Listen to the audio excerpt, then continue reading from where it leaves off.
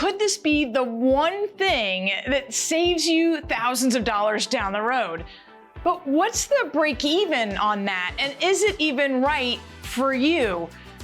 That's right, we're talking about buying down the rate on your home loan. And if you're wondering if this is the magic bullet that's gonna get you into your dream home, then let's take a look.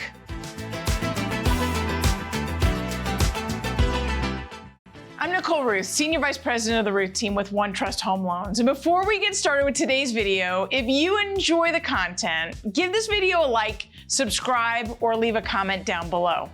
No, 7 isn't the sexiest number when it comes to interest rates. I get that. But there are ways to lower your interest rate.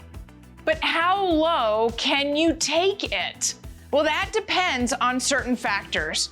And if you plan on owning the property that you're purchasing for a long time, then you may benefit in the long run from buying the rate down.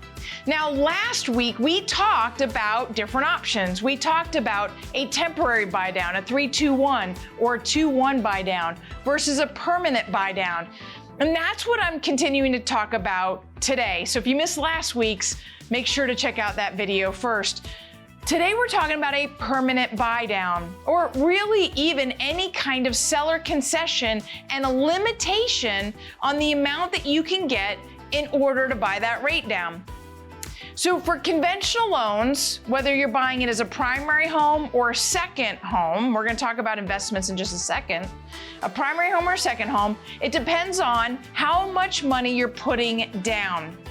So when you're putting down less, you can get less of a seller credit to help give you that rate buy down advantage.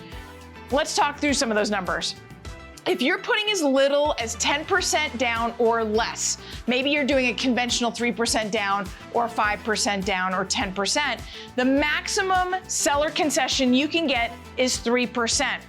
Now, how much of a rate buy down will that buy you? And you might find you'll get more if you do a temporary buy down, knowing that rates will come down in the future.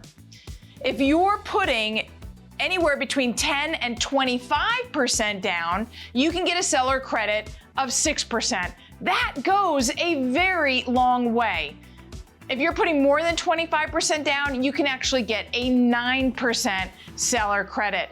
This is gonna add up, especially if your loan amount or that purchase price are low, you're buying that condo, you might need all 9%.